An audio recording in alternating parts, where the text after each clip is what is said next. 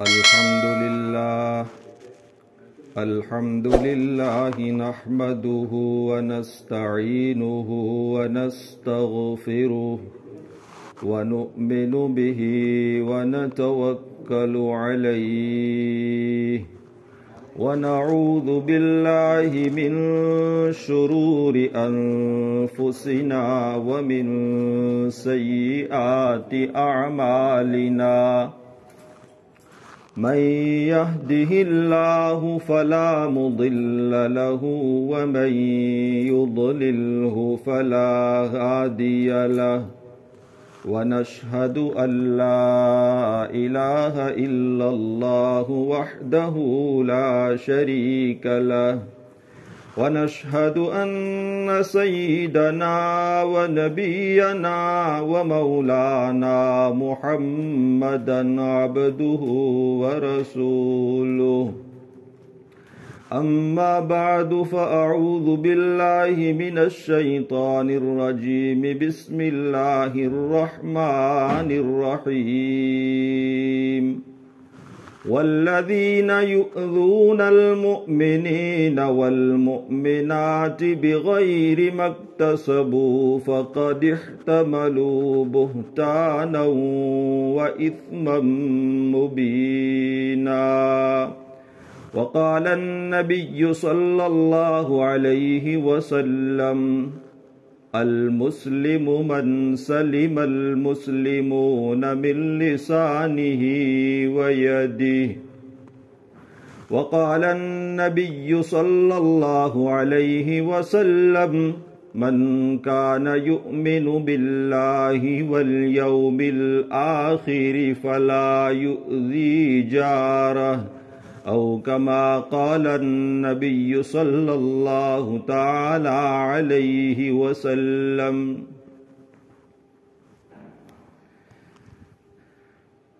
پردے میں بیٹھ کر سننے والی میری عزیز اور پیاری دینی مائیں اور بہنیں، اللہ سبحانہ و تعالی نے نبی کریم صلی اللہ علیہ وسلم کے توسط سے زندگی گزارنے کا جو طریقہ ہمیں عنایت فرمایا ہے اسے شریعت کہتے ہیں، اور شریعت کے 5 شعبے ہیں، 5 سیکشن ہے۔ سب سے پہلا شعبہ، سب سے پہلا سیکشن عقائد کا ہے۔ عقائد کا مطلب ہے ہم اللہ تبارک و تعالی کے متعلق، نبی کریم صلی اللہ علیہ وسلم کے متعلق، انبیاء کرام علیہم الصلاۃ والتسلیم کے متعلق، فرشتوں کے متعلق، قبر کے متعلق، مرنے کے بعد دوبارہ زندہ ہونے کے متعلق، جنت و جہنم کے متعلق کیا عقائد رکھیں۔ یہ عقائد کا جو سیکشن ہے وہ اس اعتبار سے بڑا اہم ہے کہ اس میں اگر ذرا سی جھول آ جائے، ذرا سا خلل آ جائے تو آدمی ایمان سے محروم ہو جاتا ہے۔ اسی لیے ہمارے یہاں مکاتب میں سب سے پہلے عقائد کی تعلیم دی جاتی ہے۔ ان کو یہ سکھلایا جاتا ہے کہ ہم کون ہیں، یعنی مذہب کے لحاظ سے ہماری پہچان کیا ہے، ہمارے عقائد کیا ہیں، تاکہ ہمارے بچوں کے ذہنوں میں یہ عقائد مضبوطی کے ساتھ بیٹھ جائیں۔ مگر ہوتا یہ ہے کہ جب تک ہمارے بچے مکتب میں تعلیم حاصل کرتے رہتے ہیں وہاں تک ان عقائد کا مذاکرہ ہوتا رہتا ہے، اور یہ عقائد ان بچوں کو مستحضر ہوتے رہتے ہیں۔ لیکن جب وہی بچے مکتب کی تعلیم سے فارغ ہو جاتے ہیں تو پھر نوجوانی سے لے کر جوانی تک، جوانی سے لے کر ادھیر عمر تک اور ادھیر عمر سے لے کر بڑھاپے تک ان عقائد کا کوئی مذاکرہ نہیں ہوتا۔ اسی لیے بعض مرتبہ مردوں کی زبانوں سے بھی اور عورتوں کی زبانوں سے بھی ایسے جملے نکل جاتے ہیں جو ایمان سے محرومی کا سبب بنتے ہیں۔ مثلا ایک آدمی رمضان کے روزے نہیں رکھتا، جب اس سے اس سلسلے میں ٹوکا جاتا ہے تو وہ کہتا ہے کہ بھئی رمضان کے روزے ہم کیوں رکھیں، ہمارے پاس تو کھانا پینا موجود ہے۔ گویا اس نے اللہ رب العزت کے ایک اہم فریضے کی تحقیر کی۔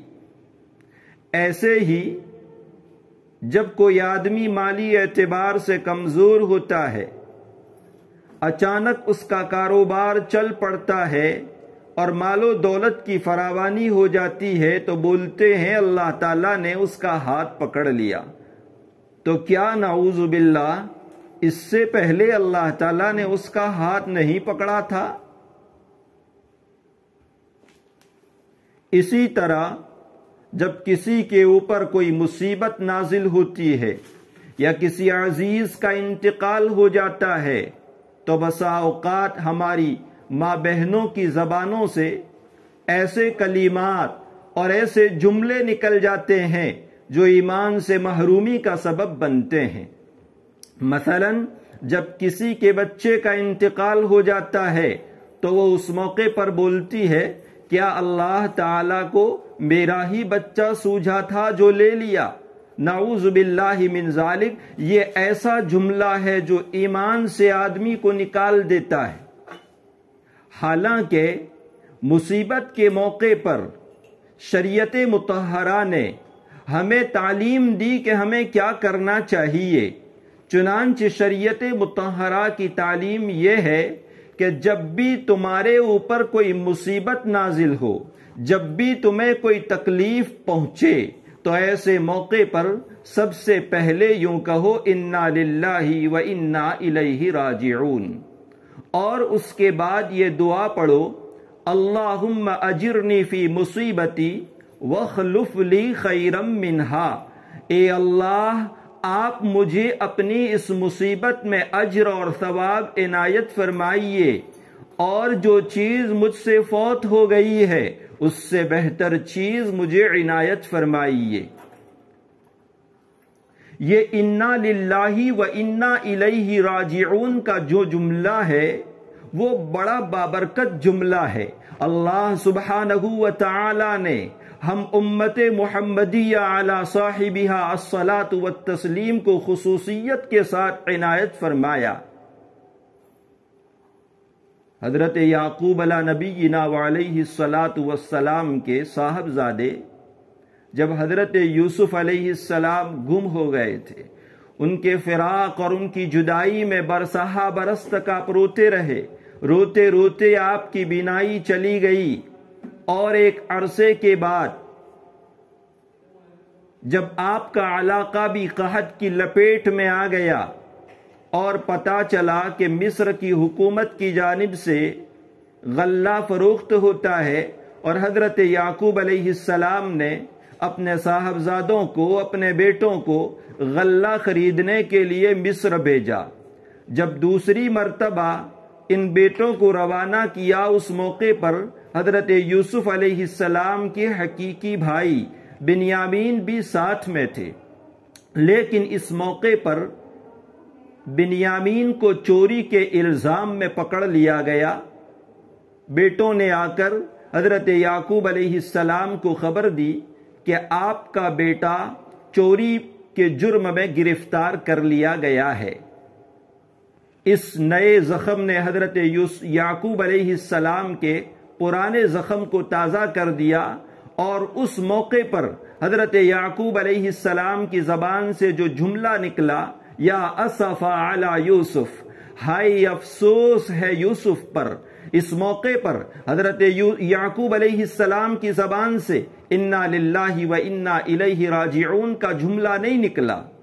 معلوم ہوا کہ یہ دعا اللہ سبحانہ و تعالی نے خصوصیت کے ساتھ ہم امت محمدیہ علی صاحبہ الصلاۃ والتسلیم کو تعلیم فرمائی ہے، اور اس کے بعد کی جو دعا اللہم اجرنی فی مصیبتی واخلف لی خیرا منہا، یہ دعا بھی بڑی بابرکت ہے۔ حضرت ام سلمہ رضی اللہ تعالی عنہ فرماتی ہیں ایک مرتبہ ان کے شوہر ابو سلمہ رضی اللہ تعالی عنہ نبی کریم صلی اللہ علیہ وسلم کی مجلس سے ہو کر گھر تشریف لائے اور فرمانے لگے آج میں نے حضور اکرم صلی اللہ علیہ وسلم کی مجلس میں ایک ایسی بات سنی ہے جس کی وجہ سے میں بہت زیادہ خوش ہوں۔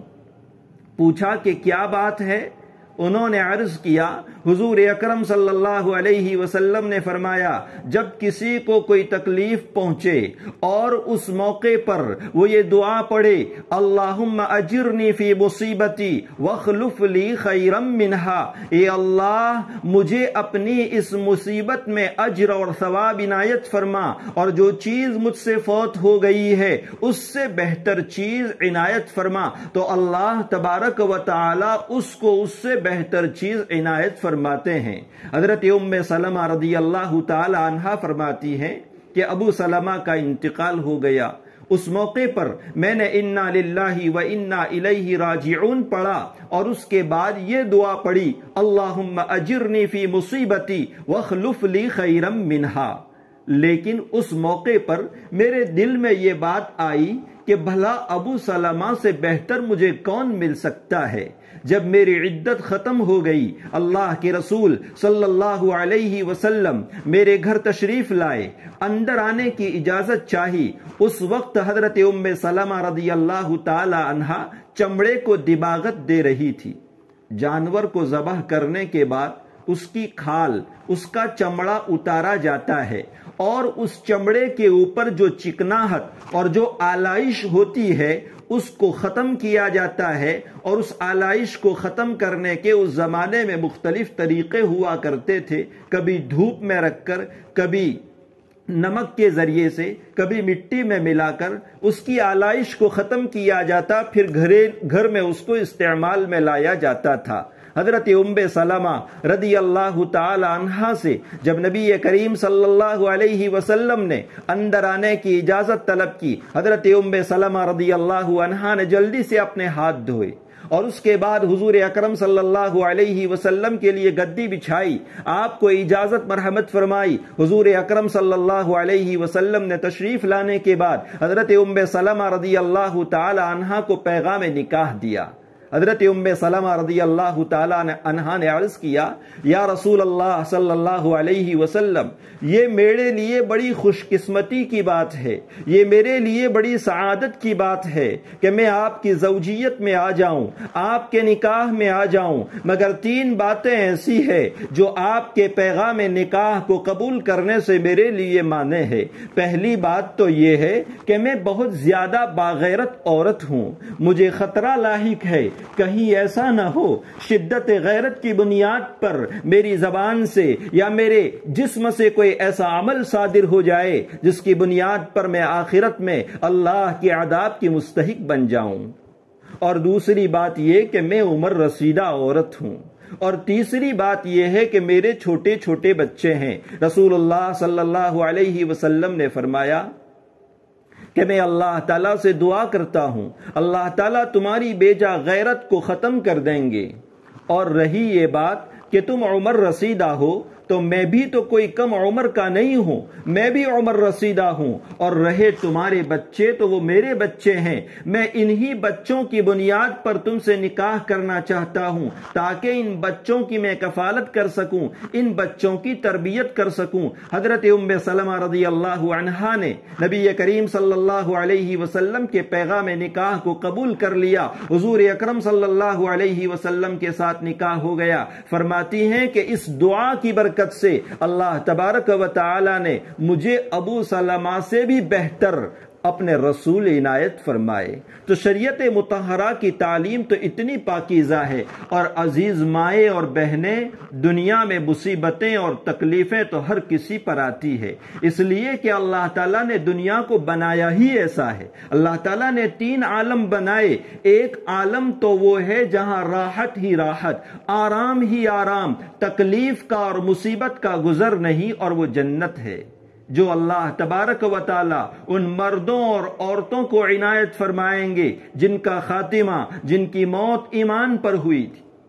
اور دوسرا عالم وہ ہے جہاں تکلیفیں ہی تکلیفیں، مصیبتیں، راحت کا کوئی گزر نہیں، اور وہ جہنم ہے جس میں وہ لوگ داخل ہوں گے جن کی موت کفر اور شرک کی حالت میں ہوئی تھی۔ اللہ تبارک و تعالی ہم سب کی حفاظت فرمائے۔ اور تیسرا عالم وہ ہے جہاں راحتیں اور تکلیفیں دونوں ملی جلی رہتی ہے، اور وہ دنیا ہے۔ دنیا میں کوئی آدمی ایسا نہیں مل سکتا جو صرف آرام ہی آرام میں ہو، یا صرف تکلیف ہی تکلیف میں ہو۔ اگر راحت ہے تو اس کے ساتھ تکلیف کا کانٹا بھی لگا ہوا ہے۔ اس لیے مصیبتیں تو آئے گی، لیکن اس مصیبت کے موقع پر ہمیں اپنے آپ کو کنٹرول کرنا چاہیے۔ ہمیں اپنی زبانوں سے ایسے الفاظ نہیں نکالنا چاہیے جو ہمیں ایمان سے محروم کر دے۔ اسی لیے حضرات فقہا فرماتے ہیں کہ ہمیں صبح اور شام اپنے ایمان کی تجدید کرتے رہنا چاہیے، اپنے ایمان کا رینیو کرتے رہنا چاہیے۔ صبح اور شام کلمہ طیبہ اور کلمہ شہادت پڑھ لینا چاہیے۔ بہرحال پہلا سیکشن عقائد کا ہے اور دوسرا سیکشن عبادات کا ہے۔ عبادات وہ ہیں جن کے ذریعے بندے اور بندی کا تعلق اللہ تبارک و تعالی کے ساتھ قائم ہوتا ہے۔ عبادات وہ ہیں جن کے ذریعے سے بندوں اور بندیوں کے دل میں اللہ کی محبت پیدا ہوتی ہے، اور جب کسی کے دل میں محبت پیدا ہو جائے تو اس میں قوت پیدا ہوتی ہے، طاقت پیدا ہوتی ہے، اور اس محبت کی بنیاد پر عجیب و غریب انقلاب پیدا ہوتا ہے۔ ایک آدمی کے دل میں اگر دنیا کی محبت آ جائے، مال کی محبت آ جائے، تو وہ کہاں سے کہاں پہنچ جاتا ہے، کیا سے کیا کر گزرتا ہے۔ تو سوچو کہ جس بندی کے دل میں اللہ کی محبت آ گئی، اس کی زندگی میں کیا انقلاب برپا ہوگا۔ دیکھیے شروع کی مکی زندگی میں نبی کریم صلی اللہ علیہ وسلم اور حضرات صحابہ کرام رضوان اللہ علیہم اجمعین سے عبادات میں بہت زیادہ محنت کروائی گئی، حتیٰ کہ شروع زمانے میں تہجد کی نماز بھی فرض کی گئی۔ لمبی لمبی نمازیں پڑھی جاتی تھی، رات کا آدھا حصہ، تہائی حصہ نمازوں میں گزر جاتا تھا۔ نبی کریم صلی اللہ علیہ وسلم کے پاؤں مبارک پر تو ورم آ ہی جاتا تھا، حضرات صحابہ کرام رضوان اللہ علیہم اجمعین کے پاؤں بھی سوج جایا کرتے تھے۔ ان عبادتوں کے ذریعے سے اللہ کی محبت ان کے دل میں جم گئی۔ اس کے بعد پھر احکام کا نزول ہوا تو ان کے لیے احکام کے اوپر عمل کرنا آسان ہو گیا۔ جب کسی بندی کے دل میں اللہ کی محبت پیدا ہو جاتی ہے تو اس کے لیے پھر شریعت کے احکام پر عمل کرنا، چاہے بظاہر کتنا ہی دشوار کیوں معلوم نہ ہو، وہ آسان ہو جاتا ہے۔ اس اعتبار سے عبادات کا جو شعبہ ہے وہ بھی اہم ہے۔ اور تیسرا شعبہ، تیسرا سیکشن معاملات کا ہے۔ معاملات کا مطلب آپ بازار میں جاتی ہیں، کوئی چیز خریدتی ہیں، یا کسی سے قرض کا لین دین کرتی ہیں، یا کسی کو کوئی چیز گروی دیتی ہیں یا گروی لیتی ہیں، یا کسی کو کوئی چیز کرائے پر دیتی ہیں یا کرائے پر لیتی ہے۔ اس طرح کے جتنی چیزیں ہیں وہ ساری کی ساری چیزیں معاملات کے دائرے میں آتی ہے، اور یہ سیکشن شریعت کا بہت بڑا ہے جس میں بہت تفاصیل ہیں۔ اور یہ شعبہ بھی اس اعتبار سے بڑا اہم ہے کہ ان معاملات میں ذرا سی کوتاہی کی بنیاد پر حلال اور حرام کا مسئلہ پیدا ہو جاتا ہے، اور جب کسی بندے یا بندی کے پیٹ میں ایک حرام لقمہ پہنچ جاتا ہے تو اس کی کوئی عبادت مقبول نہیں۔ کتاب الکبائر میں یہ روایت موجود ہے کہ جب کوئی جوان عبادت میں لگتا ہے تو شیطان کا ٹولہ پریشان ہو جاتا ہے کہ ہمارا آدمی ادھر چلا گیا، لیکن ایک شیطان کہتا ہے کہ دیکھو اس کی کمائی کیسی ہے۔ جب اس کی کمائی حرام ہوتی ہے تو وہ کہتا ہے کہ اس کو جو کرنا ہے کرنے دو، اس لیے کہ اس کی کوئی عبادت مقبول نہیں۔ اور چوتھا شعبہ، چوتھا سیکشن اخلاق کا ہے۔ ہم لوگ اخلاق کا مطلب صرف یہ سمجھتے ہیں کہ کسی کی طرف ہنس دینا اور اس کی خیریت دریافت کر لینا، صرف اسی کو اخلاق نہیں کہتے۔ اخلاق تو وہ صفات ہیں جو اللہ تبارک و تعالی نے اپنے بندے اور بندیوں کے دل میں ودیعت فرمائی ہے۔ اگر وہ اچھی صفات ہیں وہ اچھے اخلاق ہیں، اگر وہ بری صفات ہیں تو برے اخلاق ہیں۔ مثلا کسی کے دل میں تواضع، عاجزی اور انکساری ہے، یہ اچھے اخلاق ہیں، اور اس کے بالمقابل تکبر اور فخر ہے جو برے اخلاق ہیں۔ اسی طرح کسی کے دل میں زہد ہے، دنیا سے بے رغبتی ہے، یہ اچھا اخلاق ہے، اور اس کے بالمقابل دنیا کی محبت، دنیا کی چیزوں کی محبت، یہ زہد کے منافی چیز ہے۔ اور یہی وہ چیز ہے جس سے بہت سی بیماریاں اور بہت سی خرابیاں پیدا ہوتی ہے۔ اسی کی بنیاد پر حسد، کینہ، بغض وغیرہ پیدا ہوتا ہے۔ اس اعتبار سے اخلاق کا سیکشن بھی بڑا اہم ہے۔ اور پانچواں شعبہ اور پانچواں سیکشن معاشرت کا ہے۔ معاشرت کا معنی ہے آپس میں زندگی گزارنا۔ دیکھیے اللہ تبارک و تعالی نے انسان کو ایسا نہیں بنایا کہ وہ گھر کے کسی ایک کونے میں تنہا بیٹھا رہے۔ وہ جہاں بھی رہے گا، چاہے گھر کے اندر رہے یا گھر کے باہر رہے، اس کا کچھ انسانوں کے ساتھ واسطہ پڑے گا۔ اگر گھر کے اندر رہتا ہے تو ماں باپ کے ساتھ، بھائیوں اور بہنوں کے ساتھ اس کا واسطہ پڑتا ہے۔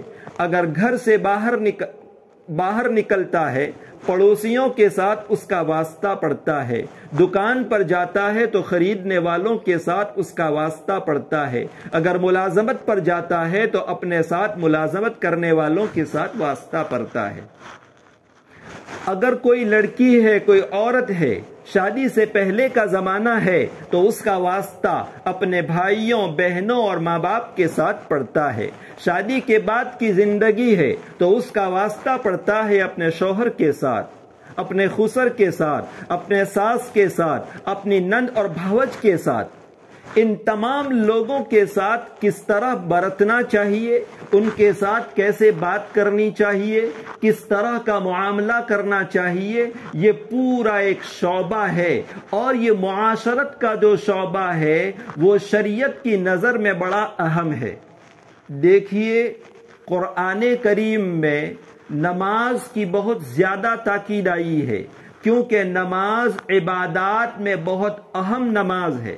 7 سے زیادہ مقامات پر اللہ تبارک و تعالی نے نماز کی اہمیت کو اجاگر کیا ہے، لیکن پورے قرآن کریم میں نماز کی تفاصیل بیان نہیں کی گئی کہ 5 وقتہ نمازوں میں سے کون سی نماز کی کتنی رکعتیں ہیں، قیام کیسے کرنا ہے، رکوع کیسے کرنا ہے، قومہ کیسے کرنا ہے، جلسہ کیسے کرنا ہے، قیام میں کیا پڑھنا ہے، رکوع سجدے اور قعدے میں کیا پڑھنا ہے، اس کی تفصیلات قرآن کریم میں موجود نہیں ہے۔ نبی کریم صلی اللہ علیہ وسلم نے یہ ساری تفصیلات ہمیں بتلائی، نماز پڑھ کے بتلایا اور فرمایا صلو کما رأیتمونی اصلی، تم اسی طرح نماز پڑھو جس طرح مجھے نماز پڑھتا ہوا دیکھتے ہو۔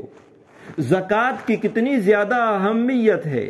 جہاں نماز کا حکم دیا بیشتر مقامات میں وہاں زکوٰۃ کا بھی حکم آیا، اور زکوٰۃ ادا نہ کرنے والوں کے بارے میں شدید وعید سنائی گئی. لیکن زکوٰۃ کی تفاصیل کو قرآن نے بیان نہیں کیا کہ کس پر زکوٰۃ واجب ہے، کس پر زکوٰۃ واجب نہیں، کون سے مال میں زکوٰۃ واجب ہوگی، کون سے مال میں واجب نہیں ہوگی، کتنی زکوٰۃ واجب ہوگی، کتنی نہیں. یہ ساری تفاصیل قرآن کریم میں موجود نہیں ہے. نبی کریم صلی اللہ علیہ وسلم نے یہ ساری تفصیلات ہمیں بتلائی. لیکن معاشرت کا شعبہ ایک ایسا شعبہ ہے جس کی تفصیلات کو اللہ تبارک و تعالی نے قرآن مجید میں کھول کھول کر بیان کیا. مثلا معاشرت کا ایک مسئلہ یہ ہے کہ جب آپ کسی کے گھر میں جائیں تو داخل ہونے سے پہلے اجازت لیں، بغیر اجازت کے گھر میں داخل نہ ہوں. اس کی تفصیلات کو قرآن مجید نے پورے 2 رکوع میں بیان کیا. فرمایا یا ایھا الذین آمنوا لا تدخلوا بیوتا غیر بیوتکم حتی تستأنسوا وتسلموا علی اہلہا.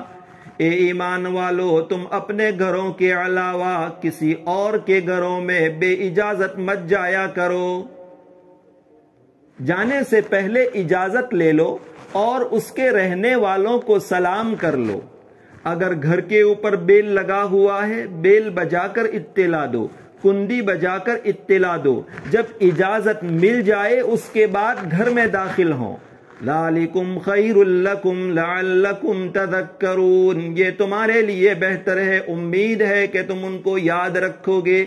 حضرت مولانا اشرف علی تھانوی نور اللہ مرقدہ نے ان آیتوں کے تحت لکھا ہے کہ یہ اجازت لینے کے جو مسائل ہیں وہ جس طرح مردوں کے لیے ہے اسی طرح عورت کے لیے بھی ہے. آگے اللہ تعالیٰ فرماتے ہیں فَإِن لَّمْ تَجِدُوا فِيهَا أَحَدًا فَلَا تَدْخُلُوهَا حَتَّى يُؤْذَنَ لَكُمْ. پھر اگر تم ان میں کسی کو نہ پاؤ تب بھی ان گھروں میں مت جایا کرو جب تک تمہیں اجازت نہ دی جائے.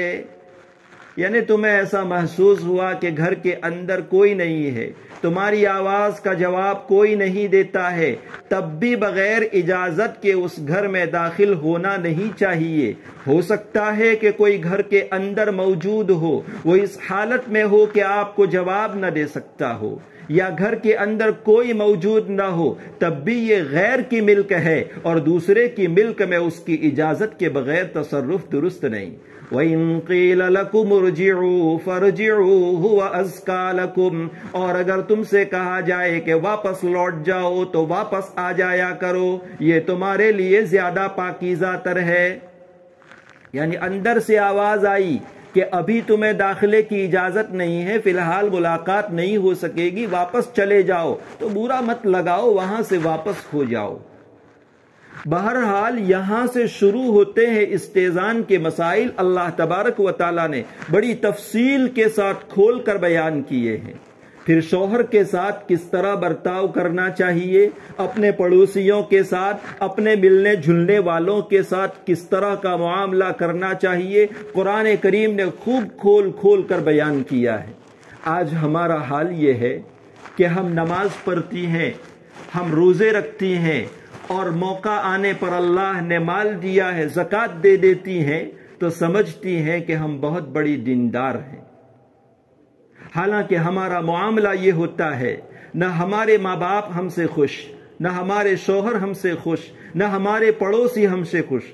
حالانکہ اس معاشرت کے مسائل کی بہت زیادہ اہمیت بیان کی گئی. حضور اکرم صلی اللہ علیہ وسلم نے ایک حدیث مبارکہ میں فرمایا من کان یؤمن باللہ والیوم الآخر فلا یؤذی جارہ. جو آدمی اللہ پر اور روز آخرت پر ایمان رکھتا ہو اس کو چاہیے کہ وہ اپنے پڑوسی کو تکلیف نہ پہنچائے.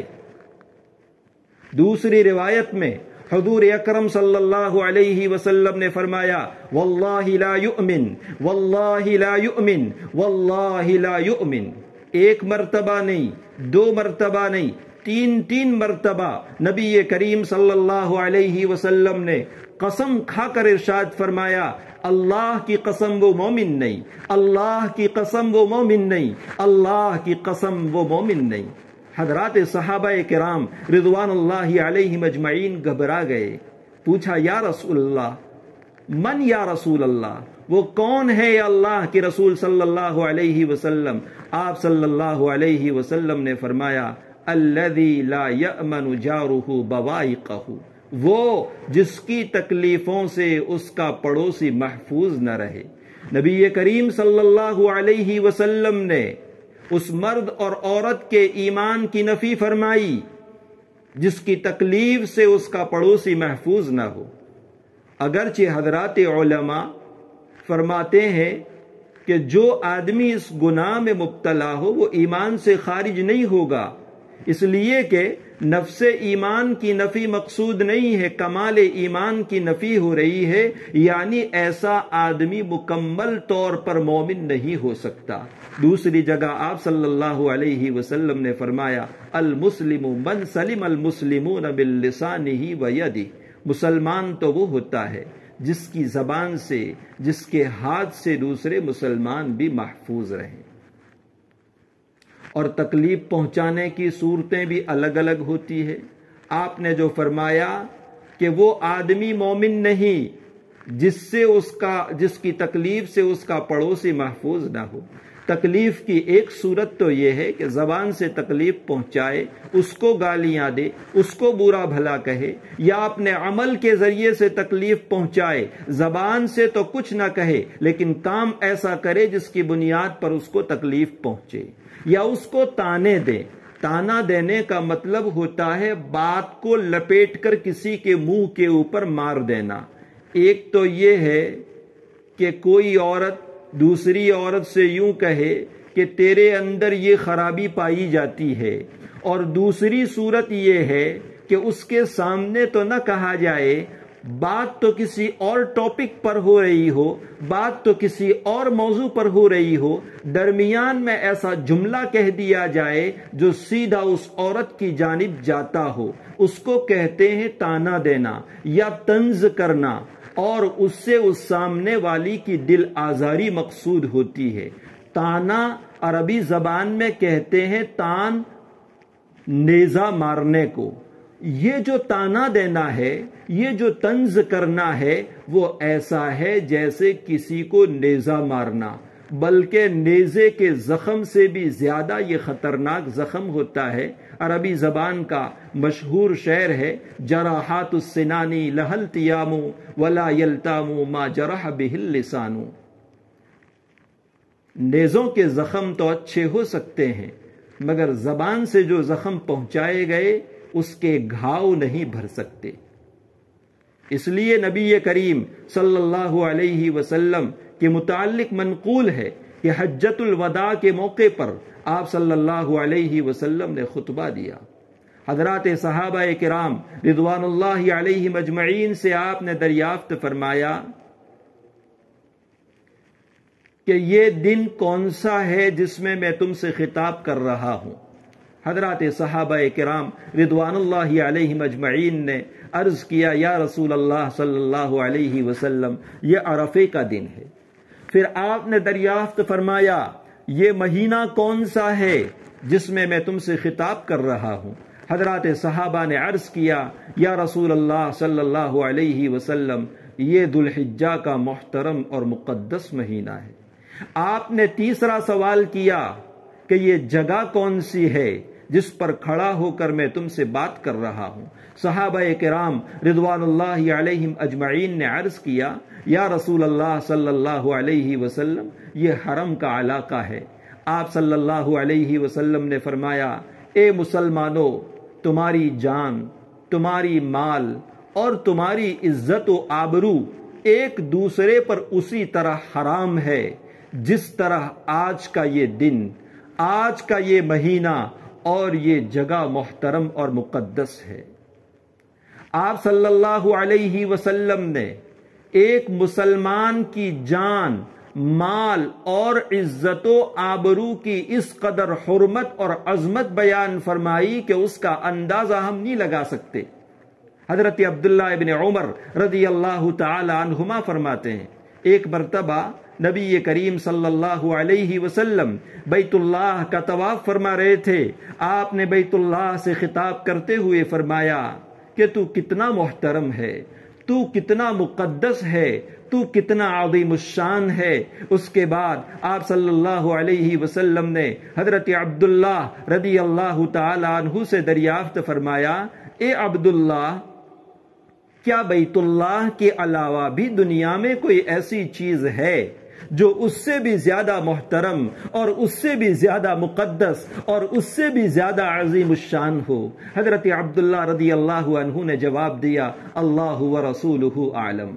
یہ حضرات صحابہ کرام رضوان اللہ علیہم اجمعین کا متعین جواب تھا کہ اللہ اور اس کے رسول ہی زیادہ جانتے ہیں۔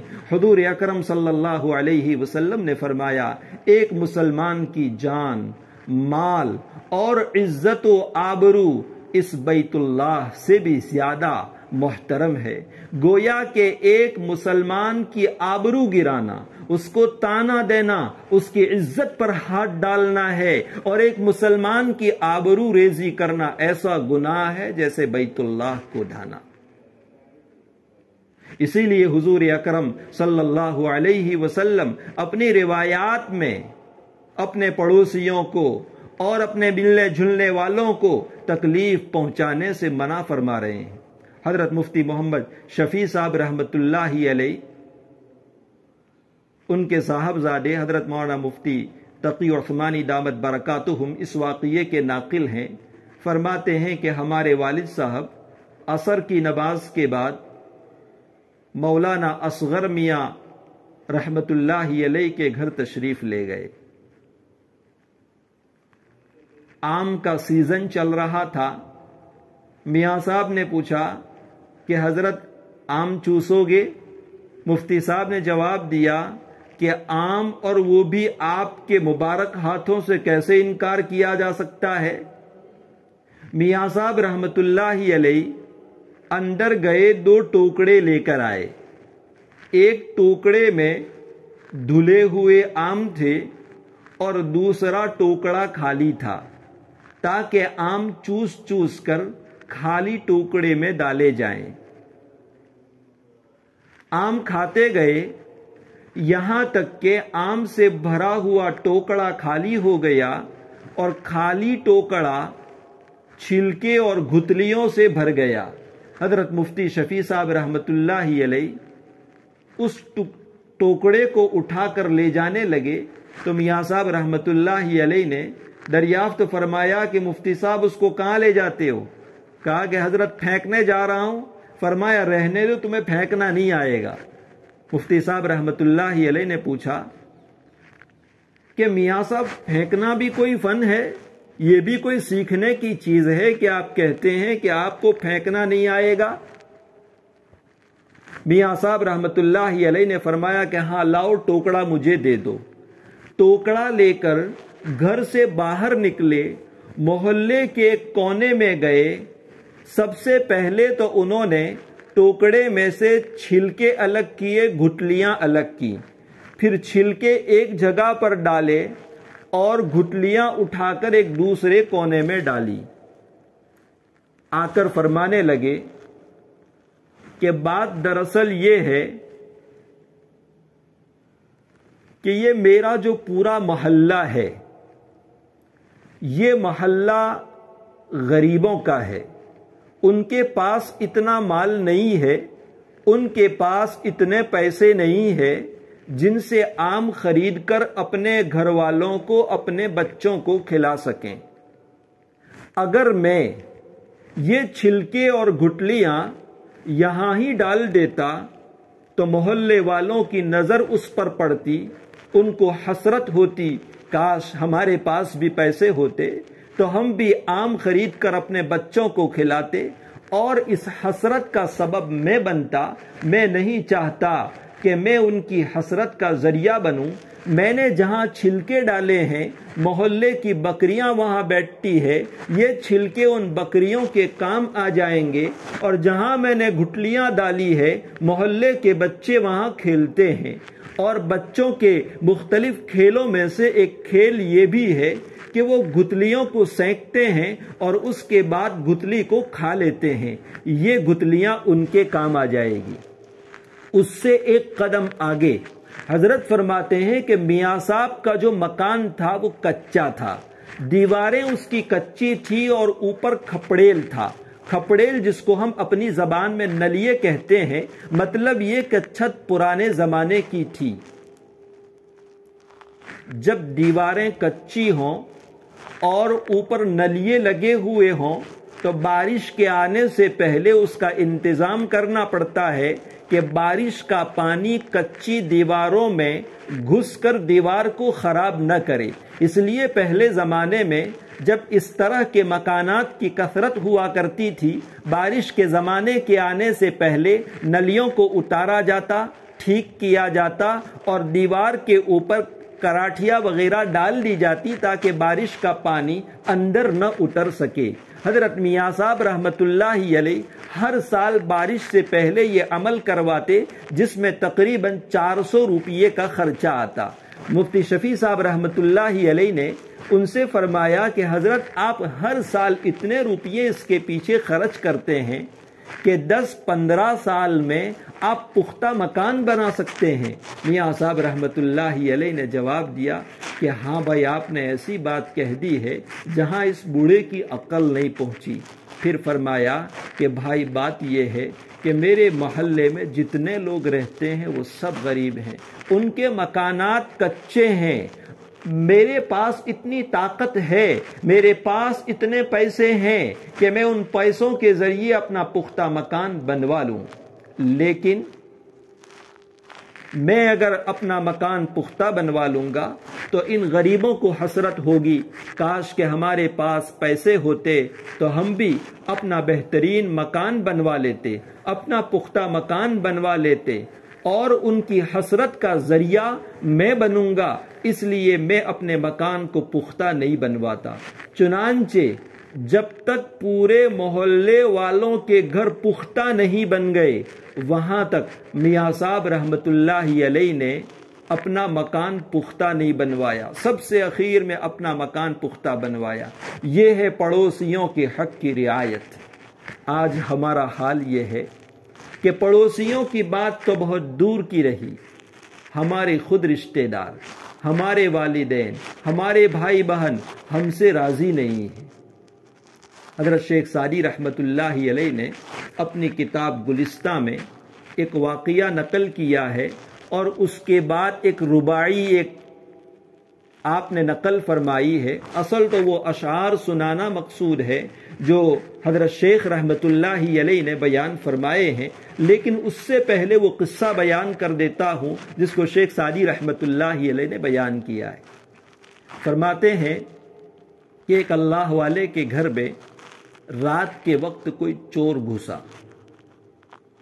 اللہ والے جاگ رہے تھے، گدڑی اوڑھ کر سوئے ہوئے تھے، اور ان کے گھر میں کوئی چیز تھی نہیں۔ وہ چور ایک دروازے سے داخل ہوا، انہوں نے دیکھ لیا، پھر سوچا کہ میرے گھر میں کوئی ایسی چیز ہے نہیں جس سے اس آدمی کی امید پوری ہو سکے، چاہے وہ چور ہے اور چوری کی نیت سے آیا ہے، لیکن کوئی میرے گھر سے نا امید ہو کر جائے یہ گوارا نہیں۔ انہوں نے وہ گدڑی جس کو اوڑے ہوئے سوئے تھے چپکے سے چور کے راستے میں ڈال دی۔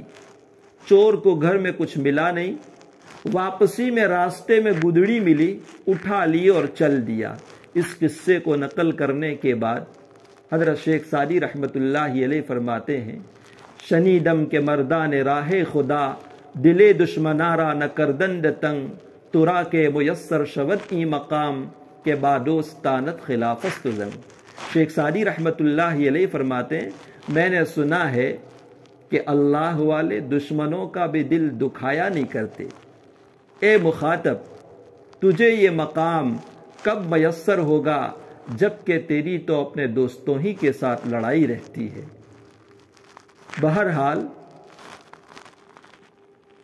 شریعت مطہرہ میں معاشرت یعنی آپس میں زندگی کس طرح گزارنی ہے، اپنے گھر والوں کے ساتھ کیسے رہنا ہے، اپنے شوہر کے ساتھ، اپنے بھائیوں بہنوں کے ساتھ، اپنے خسر کے ساتھ، اپنی ساس کے ساتھ، پڑوسیوں کے ساتھ، اپنے ساتھ تعلق رکھنے والوں کے ساتھ، پوری تفصیلات شریعت مطہرہ میں موجود ہیں۔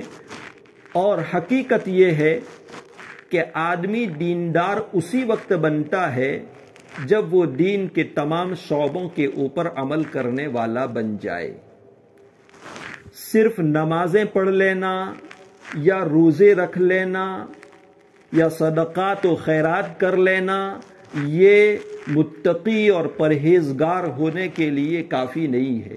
ایک مرتبہ حضور اکرم صلی اللہ علیہ وسلم کے سامنے ایک عورت کا تذکرہ کیا گیا کہ وہ عورت بہت زیادہ نفل نمازیں پڑھتی ہے، بہت زیادہ نفل روزے رکھتی ہے اور صدقات و خیرات بھی خوب دیتی ہے، لیکن وہ اپنے پڑوسیوں کو تکلیف پہنچاتی ہے۔ آپ صلی اللہ علیہ وسلم نے فرمایا وہ جہنمی ہے۔ پھر ایک عورت کے بارے میں سوال کیا گیا کہ وہ عورت زیادہ نوافل نہیں پڑھتی، زیادہ نفل روزے بھی نہیں رکھتی اور بس پنیر کے ٹکڑے صدقے کرتی ہے، لیکن وہ کسی کو تکلیف نہیں پہنچاتی۔ تو آپ صلی اللہ علیہ وسلم نے فرمایا کہ وہ جنتی ہے۔ اس لیے عزیز مائیں اور بہنیں، آج ہمارے معاشرے کا حال یہ ہے کہ گھر گھر میں لڑائی جھگڑے، محلے محلے میں لڑائی اور جھگڑے۔ ان ساری چیزوں کی بنیاد یہ ہے کہ شریعت مطہرہ نے اس سلسلے میں جو تعلیمات ہمیں دی ہے، جو ہدایات دی ہیں، ان ہدایات کو ہم نے بھلا دیا ہے۔ دنیا کی زندگی یہ مختصر زندگی ہے، یہاں کی ہر چیز فانی ہے، ہمیں ساری چیزیں یہاں سے چھوڑ کر خالی ہاتھ جانا ہے جس طرح خالی ہاتھ دنیا میں آئے تھے۔ اس لیے ہمیں کوشش اس بات کی کرنی چاہیے ہماری زبان سے، ہمارے ہاتھ سے، ہمارے کسی عمل سے کسی کو تکلیف نہ پہنچے۔ اخیر میں دعا ہے اللہ تبارک و تعالی مجھے بھی اور آپ کو بھی کہی سنی باتوں پر عمل کی توفیق عطا فرمائے۔ آمین وآخر دعوانا ان الحمد للہ رب العالمین۔ درود شریف پڑھ لیں۔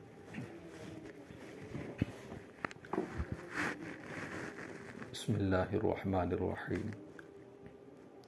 اللہم لک الحمد کلہ ولک الشکر کلہ وإلیک یرجع الامر کلہ۔ اللہم لا نحصی ثناء علیک انت کما اثنیت علی نفسک۔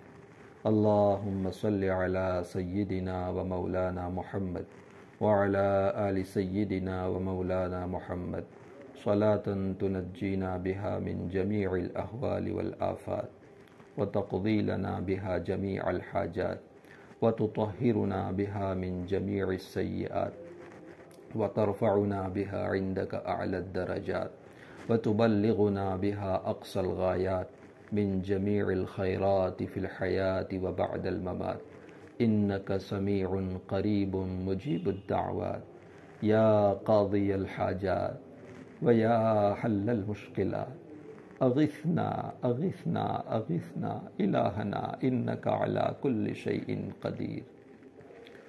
مولا کریم ہم خطا کار ہیں، سیاہ کار ہیں، آپ کی بارگاہ کے اقراری مجرم ہیں۔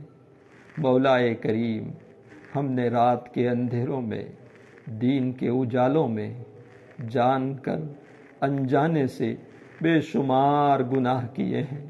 مولا کریم ہمارے گناہوں کو اپنے فضل و کرم سے معاف فرما دیجیے۔ مولا کریم ہماری خطاؤں سے درگزر فرما دیجیے۔ مولا کریم گناہ کرتے کرتے ہماری زبانیں گندی ہو چکی، گناہ کرتے کرتے ہمارے دل کالے ہو چکے۔ مولا کریم ہمارے دلوں کی سیاہی کو اپنے فضل سے دور فرما دیجیے۔ مولا کریم ہمارے دلوں میں اپنی معرفت کا نور داخل فرما دیجئے۔ مولا کریم ہمارے دلوں میں آپ کی محبت داخل فرما دیجئے، آپ کے پیارے حبیب صلی اللہ علیہ وسلم کی محبت داخل فرما دیجئے، قرآن کریم کی محبت داخل فرما دیجئے۔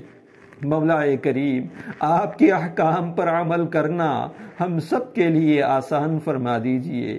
مولا کریم ہمارے آقا صلی اللہ علیہ وسلم کی تمام سنتوں پر عمل کرنے والا بنا دیجئے۔ مولا کریم ہماری بھی مغفرت فرما دیجئے، ہمارے والدین کی بھی مغفرت فرما دیجئے۔ مولا کریم ہمارے اساتذہ اور مشائخ کی مغفرت فرما دیجئے، ہمارے اعزاء و اقرباء کی مغفرت فرما دیجئے، ہمارے گھر والوں کی مغفرت فرما دیجئے، ہمارے دوست و احباب کی مغفرت فرما دیجئے۔